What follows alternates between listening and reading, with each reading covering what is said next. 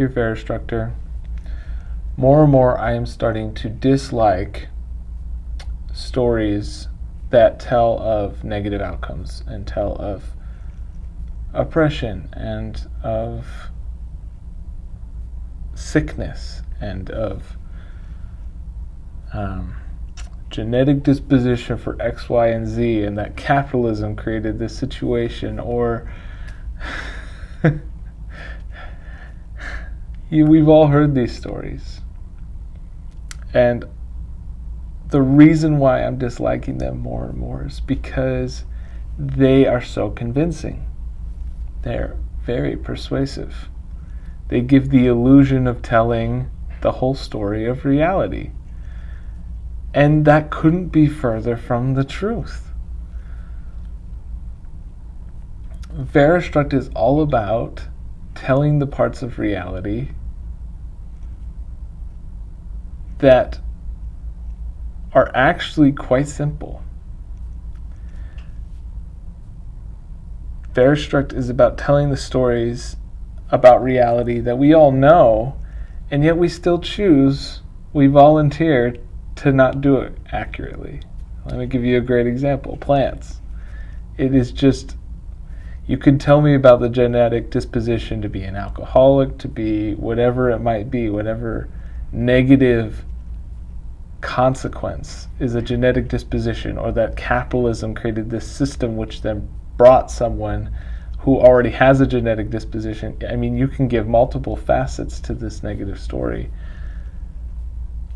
But to me, a more powerful story is there is no metric that I know of that says that humans don't like to be looking, seeing, interacting, smelling,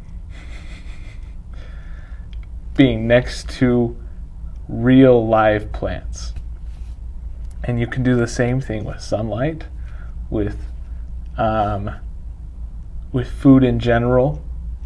We can argue about which food, we can argue about which water, but humans like water, humans like food, humans like sunlight, and there doesn't seem to be a whole lot of negative effects to it.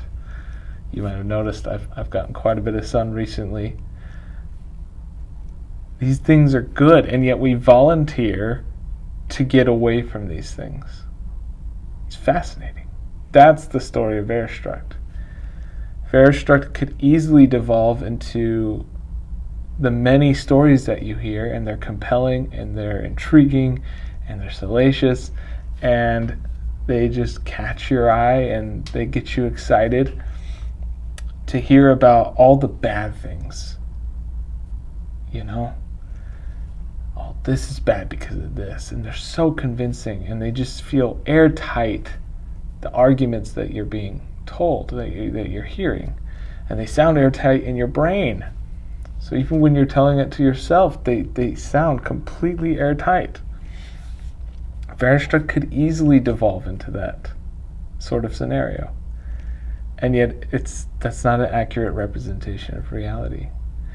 Reality is that there's so much good to be had, and we volunteer to not have it. And it's more interesting the stories that we tell ourselves, or what stories we allow in their symbolic form once they've been expressed, we allow to take root and to grow within us. That is more fascinating. Is that for whatever reason there is a self-hatred that we are capable of, that we're actually not always capable of looking out for our best interests, which is fascinating. You can talk about companies not looking out for our best interests, but isn't it more interesting that we demand companies not look out for our best interests because we don't look out for our own best interest? That's much more fascinating, and that's a much more compelling story. And more importantly than that is not just the fact that we have a self-hatred that promotes these systems and the genetic disposition to even matter at all, to even have any significance. Because if we just were true to ourselves, then these powers wouldn't have any power. They wouldn't have any power over the individual. But even more than that is, what positive story can we tell that invites people to enjoy what they already have a genetic disposition, and there's a system and there's nature already promoting those things. How do you get people who are rejecting themselves to accept themselves? That's the story. That's the story to tell. And every other story is a distraction from the true story, which is accepting oneself, accepting life, light, in all its forms. That's the only story that's ultimately important at all. So when I see stories online that are saying, "Oh, this is the big bad evil," I note it, but in the end, I'm learning to turn off those stories because they're not helpful. They're not what we need. Those stories have been told for millennia. And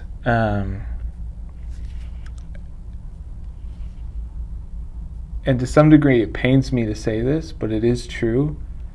We don't repeat enough what is good and what is helpful. And the reason for that is because we choose so often to do the opposite. We create habits to do the opposite. And that's nature too. It's nature also to destroy ourselves.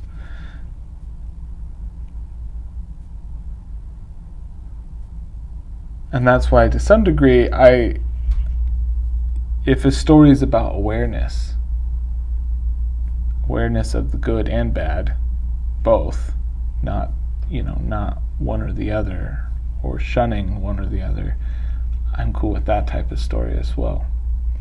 But the stories which say this is the big bad evil, I go, no, the big bad evil is always inside of us. And that's not that helpful of a story. We hear about what the big bad evil is over and over and over again, and it doesn't change our behavior, it doesn't make us better people. But hearing over and over again about what is good, and it is truly good, it's not a lie. Other metrics are subjective, but the metric that humans like plants in their vicinity and to look at them and to smell them is not a lie. Everything points to that being true. So that's what Veristruct is about. Veristruct is about inviting you to not go and create your own reality, but to live with the one that already exists. Never once were plants a bad idea. It's just not a bad idea.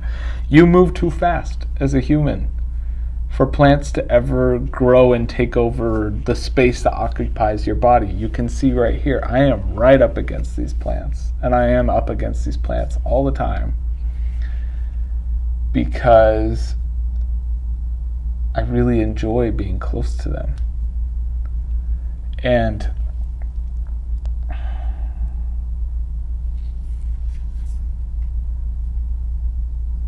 so there's very little reason for you to not fill every inch of your life with plants and with sunlight.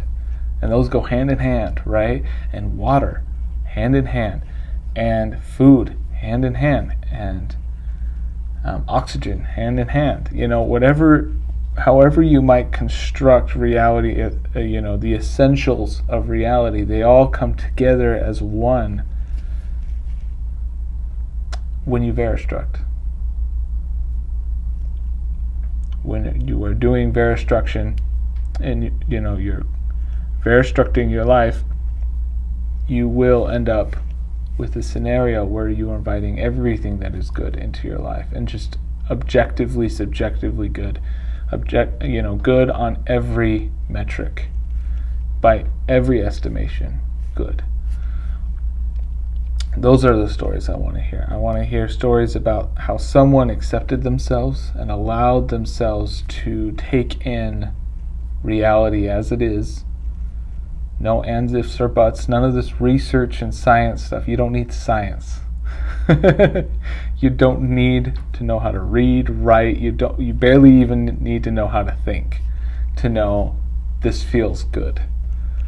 Feels good.